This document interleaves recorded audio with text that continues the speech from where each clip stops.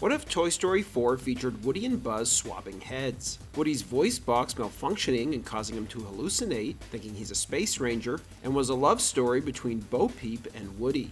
Additionally, what if Ducky and Bunny were voiced by Joe Pesci and Robert De Niro? To find out how we went from all of that to the movie we got, let's dive in and take a look at what could have been Toy Story 4. Quentin Tarantino once confessed that he refused to watch Toy Story 4, not because he didn't like Pixar, but because to him, Toy Story 3 was the perfect ending to the saga, an emotional full stop to one of the greatest trilogies ever made. He didn't see any way for the story to continue, and he didn't understand why anyone would want to try and force it. Most people felt the same way. Toy Story 3 had wrapped everything up beautifully. Woody moving on from his unwavering loyalty to Andy, Andy's growth into adulthood, and the toys finding a new home with Bonnie. It wasn't just an ending for the characters, it was an ending for an entire generation that had grown up alongside them. Toy Story 3 director Lee Unkrich, screenwriter Michael Arndt, and almost everyone at Pixar agreed the story had come full circle. Pixar had done what very few franchises had ever achieved, a complete, emotionally satisfying finale. While Pixar continued telling smaller stories within the franchise with short films and spin-offs, there was no intention of a proper theatrical follow-up. However, when Pixar's chief creative officer, John Lasseter, who had directed the first two Toy Story films, began quietly developing an idea for a fourth entry alongside Andrew Stanton, Pete Docter, and Lee Unkrich, he couldn't stop thinking about it and immediately knew they had to make the movie,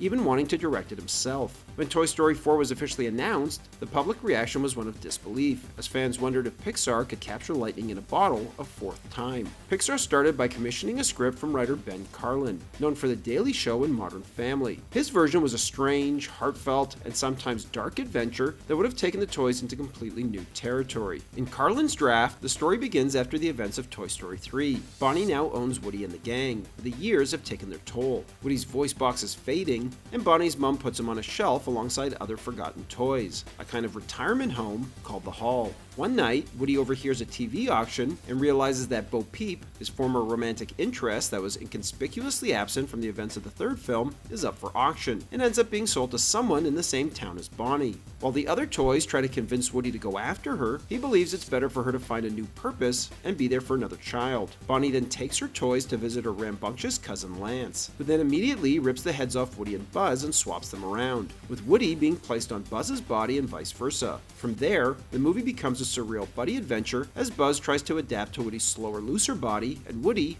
in Buzz's head, starts suffering from hallucinations where he believes he's actually a space ranger. Separate from the group, Woody, in Buzz's body, meets discarded toys Ducky and Bunny, who, in this early draft, aren't carnival prizes, but worn-out dolls trapped behind a dresser. After the toys venture into a series of mix-ups and failed attempts to repair Woody and Buzz, they end up bumping into Bo Peep in a pawn shop. Bo Peep has been through her own rough journey, being constantly discarded and passed between owner to owner, growing bitter and disillusioned. She's particularly resentful of Woody, who encouraged her to leave the safety and comfort of Andy in the first place. After Woody and Buzz get back in control of their original bodies, they successfully convince Bo that she should come live with Bonnie, with Ducky and Bunny mailing themselves to the house as well. The movie ends with Bo Peep on Bonnie's nightstand and Woody in her arms as Bonnie falls asleep, a cozy circular resolution that restores the status quo. The intention was for the original two films director John Lasseter to return to the director's chair, marking his first directorial effort in over a decade. Lasseter envisioned Toy Story 4 as a romantic comedy inspired by his marriage to his wife Nancy. He described it as primarily a love story between Woody and Bo Peep,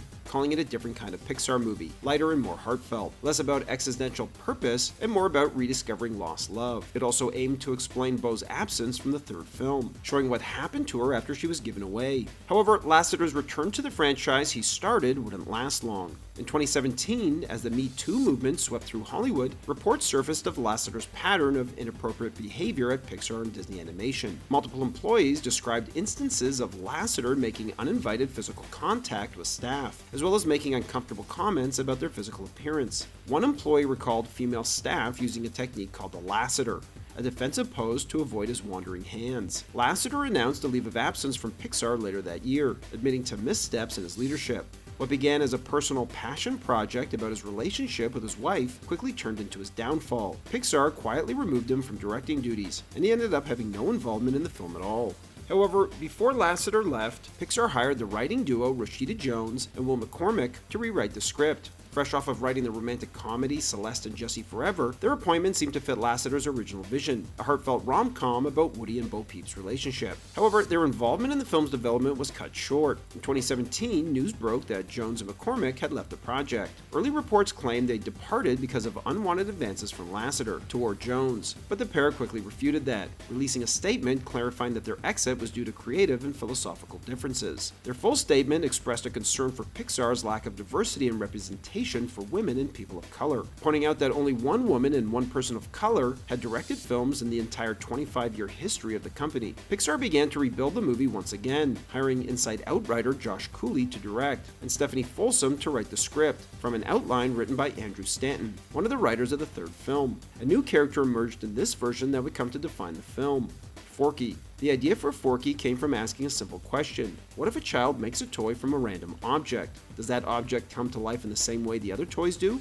And if it does it know it's a toy? Forky became the emotional and philosophical core of the film, embodying the themes of identity and purpose that have always defined Toy Story. The absurdity of a spork coming to life, screaming that he doesn't belong, fit perfectly with Pixar's tradition of finding existential depth in the everyday. This new direction reframed the film from a romantic comedy to something more mediative, a story about letting go of identity and embracing change. But even with a more solid foundation in place, this version still went through multiple alternate endings. Some early drafts still retain the ending of Ben Carlin's script, with Woody convincing Bo Peep to come live with Bonnie as one of her toys. The idea was sweet, but Cooley thought it was too safe. It just reset the status quo, rather than moving Woody and Bo Peep forward in a new direction. Another ending that was storyboarded took a slightly different approach. Woody still goes back to Bonnie's, but Bo is instead adopted by a young girl she meets in the antique store, echoing her role as a lost toy finding a new purpose. Woody watches on and makes peace with them, both going their separate ways. Cooley liked the emotional symmetry,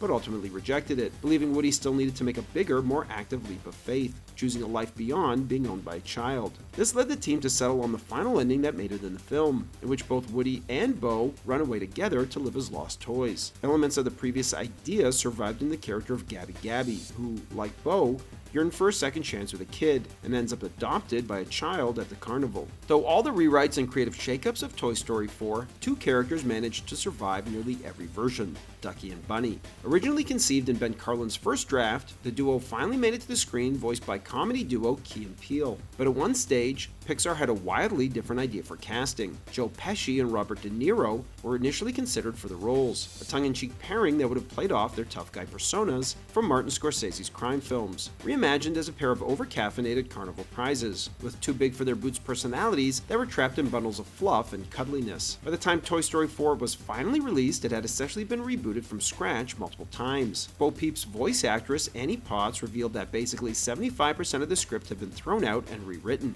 The development had seen the downfall and removal of the franchise's creator, as well as multiple writers departing the project. However, despite these roadblocks, the film earned critical acclaim and won an Oscar for Best Animated Feature, but it also divided fans. Some felt it beautifully expanded Woody's story, others, like Tarantino, still refused to see it or even understand why it exists, believing Toy Story 3 to be the perfect goodbye. Thanks for watching, everybody, and don't forget to like and subscribe for more of Hollywood's untold stories and unmade movies.